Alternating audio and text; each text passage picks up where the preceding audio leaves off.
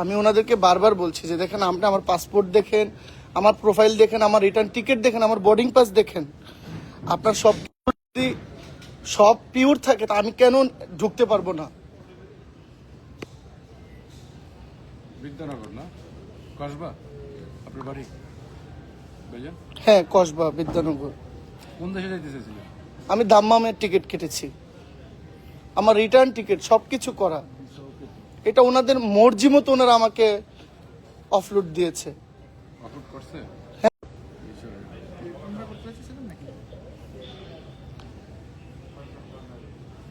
আমি আপনার গান শুনছি শাহরি মাজারে।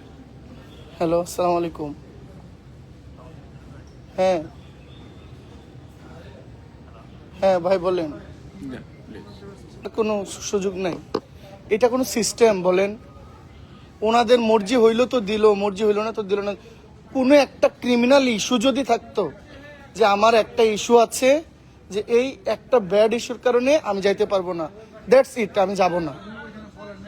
আমি ওনাকে কথা বলার সুযোগই দিচ্ছে না উনি আমাকে। না না, শারমিন ম্যাডাম।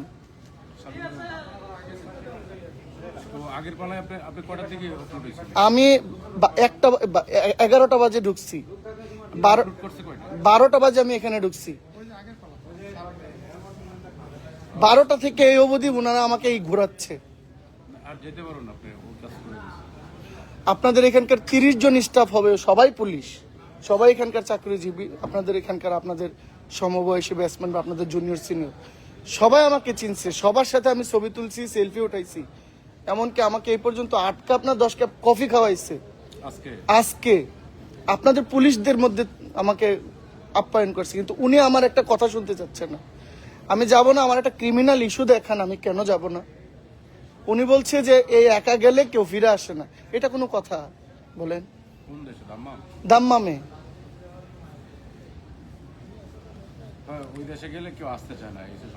এটা কোনো কথা? আমি এই দেশে মাসে 10 লক্ষ টাকা ইনকাম করি, আমি শিল্পী, আমি এখানে মাসে না করলেও আমি 5-7 লাখ টাকা আমি মাসে ইনকাম করি। আমি ঘরে শুয়ে মোবাইল চালাইলেও আমার মাসে 2 লক্ষ টাকা ইনকাম হয়। আমি কেন বিদেশে যাব? আমি ঘরে ঘুমাইলে ইউটিউব থেকে আমি মাসে 2 লক্ষ টাকা পাই।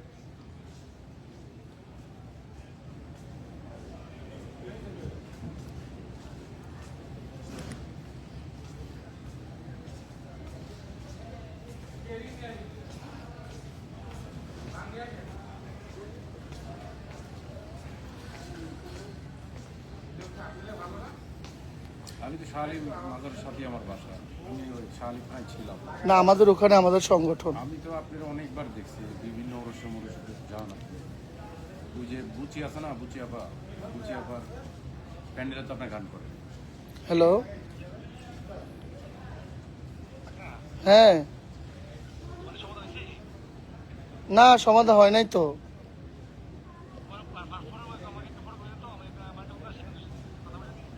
দিচ্ছি।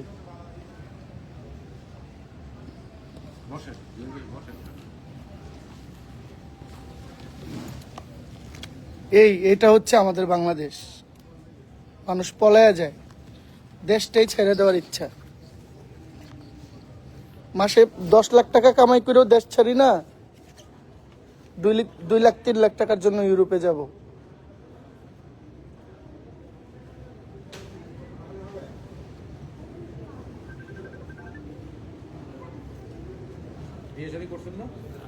হ্যাঁ, আমি বিয়ে শাদী করছি। হ্যাঁ আছে, আমার 2 মেয়ে 1 ছেলে, ব্রাহ্মণবাড়িয়াতে।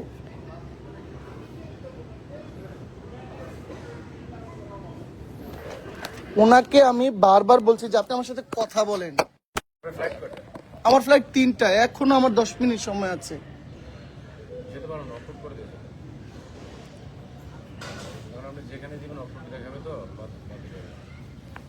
ওই ম্যাডামের আইডিটা থাকলে তো আমি মেনশন দিতাম।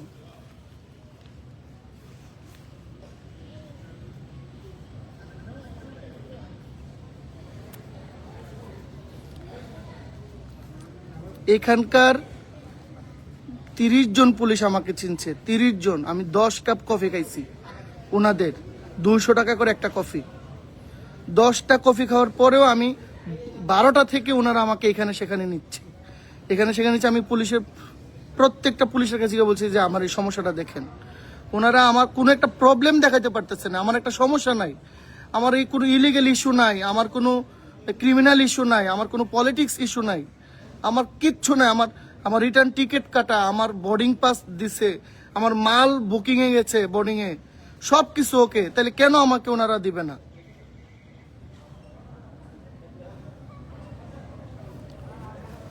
আমি আমি এই জিনিসটা আমি খুবই আমি বলবো না যে বাংলাদেশ নিয়ে আমার কোনো অভিযোগ নাই, বাংলাদেশ ল নিয়ে আমার কোনো অভিযোগ নাই,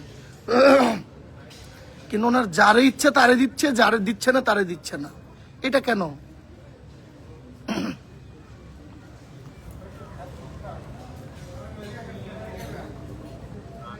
জি ভাই,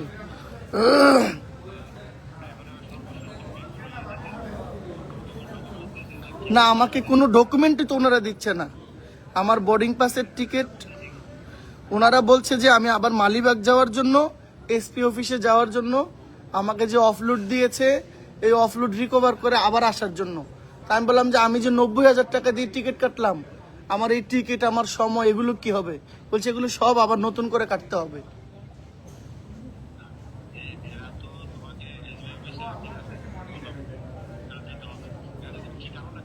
কারণ কিচ্ছু না, আমি জানি না কারণ কি, কারণটা ওনারা আমাকে বলছেও না।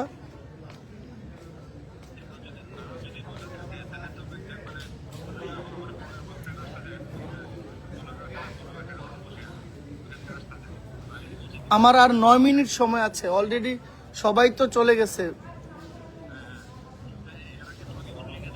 না আমাকে কোনো কোনো ডকুমেন্ট ওনারা আমাকে দিচ্ছে না। আমি বলছি আমাকে আমার সমস্যাগুলো আমাকে বলেন, আমার প্রবলেমটা আমাকে ধরায় দেন, আমি চলে যাব। ওনারা এটাও দিতে রাজি না। আমি নিচে চলে আসছি গ্র্যান্ড ফ্লোরে, আবার আমি উপরে গিয়েছি, গিয়ে আমি আরেকটা কাউন্টারে ঢুকছি, ওখান থেকে আবার আমাকে নিচে নিয়ে আসছে।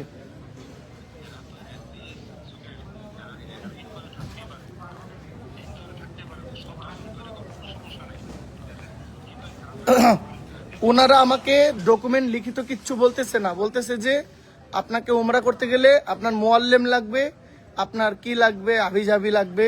আমি বললাম কেন লাগবে? আমার ভাই আমাকে নিচ্ছে, উনি নূরজাহান গ্রুপের মালিক, উনি নূরজাহান গ্রুপের এমডি, উনি নিচ্ছে, উনি আমার ভাই, উনি আমাকে নিয়ে উমরা করবে।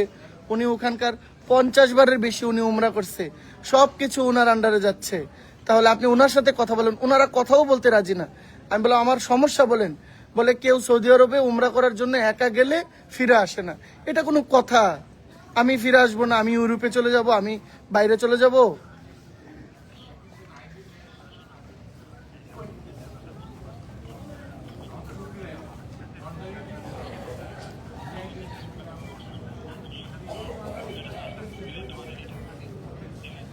আমি আমার ভাইয়ের কাছে যাচ্ছি, এটা তো অবশ্যই রিলেটিভ।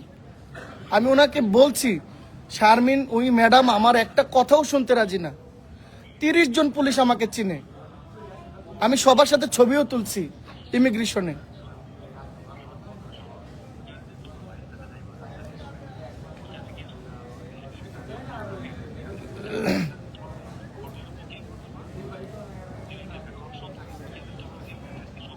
জি আছে, আমার এখানে আমার অ্যাড্রেস শো করা আছে, আমার ভাইয়ের নামটাও লেখা আছে, আমার হোটেল বুকিং সব কিছু আছে।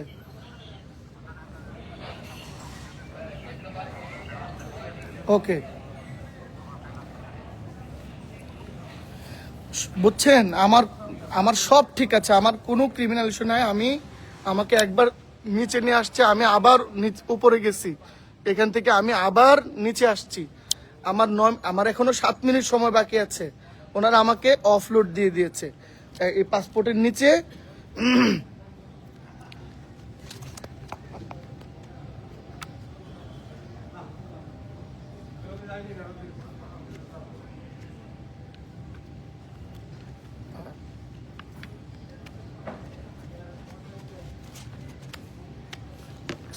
1 মিনিট। এই যে এটা ওনারা এটা আমাকে দিয়েছে, এই যে দেখেন, এই সইটা ওই যে ম্যাডাম দিয়ে গেছে। আমি আমার সমস্যাটা ওনাদের কাছে আমি জানার জন্য বারবার 12টা থেকে আমি ওনাদেরকে বলছি আমার সমস্যা বলেন। আমাকে যদি সমস্যা হয় তাহলে আমাকে বোর্ডিং পাস দিলেন কেন? আমার বোর্ডিং পাস যদি দিবেন আমাকে ঢুকতে দিবেন না কেন? আমার যদি কোনো ক্রিমিনাল ইস্যু থাকে সেটা আপনারা আমাকে বলেন। আমার আমার যদি সমস্যা থাকে আমাকে বলেন। বিদেশ সৌদি আরব গেলে আমি আর সৌদি আরব থেকে ফিরে আসে না, বুঝছেন অবস্থা? আমি খুবই মানে আমি খুব লজ্জিত।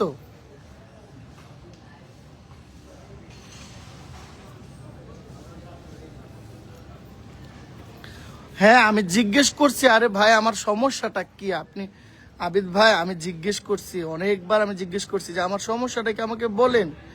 ওনারা আমার সমস্যাটা ধরাই দিচ্ছে না, উনি বলছে যে অফলোড হয়ে গেছে। কেন অফলোড হবে?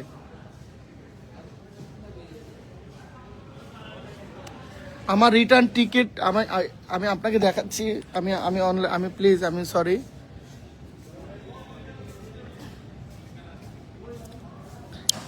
এই যে দেখেন, এই যে এটা আমার উমরার ভিসা, এই যে দেখছেন, এই যে আমার উমরার ভিসা।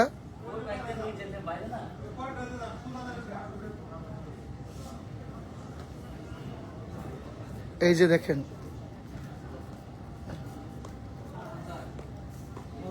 দেখছেন? আর এটা হচ্ছে আমার বোর্ডিং পাস, এই যে আমার টিকিট, এই যে আমার টিকিট দেখেন। আমার 24 তারিখ আমার ঢোকা, আর এই যে 6 তারিখে আমার রিটার্ন বাংলাদেশ, আমার রিটার্ন টিকিট বাংলা বিমানের।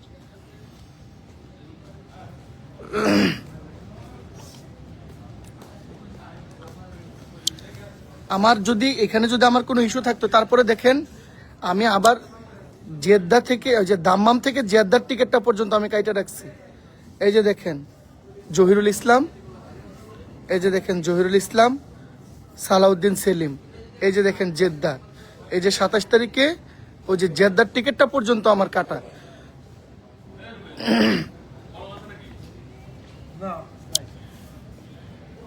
এত কিছুর পরেও আমার কোনো ইলিগেল ইস্যু নাই, আমার কোনো সমস্যা নাই, কেন আমাকে দিবেন?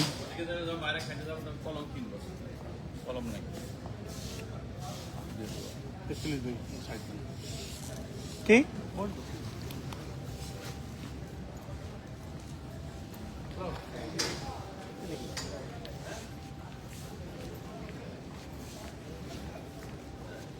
আমার সাথে আরো দুজন লেডি, এই যে ওই যে ওনারা এখানে, এই যে সরি দেখানোর জন্য, আমি এটা দেখানো ঠিক না, এই যে ওনাদেরকেও দিচ্ছে না, ওনারাও যেতে পারতেছে না।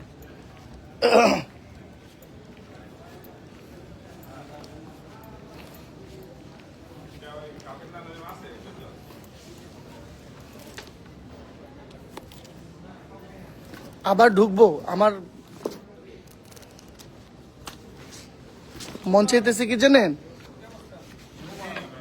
মন চাইতেছে কি, সত্যি মন চাইতেছে কি, মানে সব মিলায় পরিস্থিতি, দেশটা আমি ছেড়ে দিই।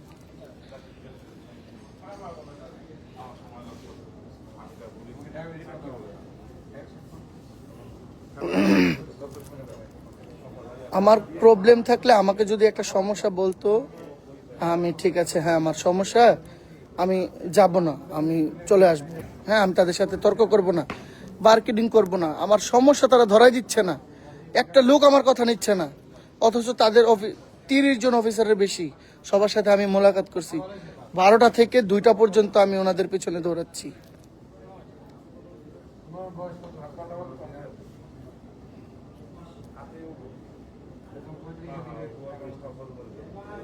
এখানে কার কমপ্লেন কে নেয়? এখানে কে আপনার কমপ্লেন কেউ নিবে? এখানের কোনো অভিভাবক আছে আপনার মনে হয়?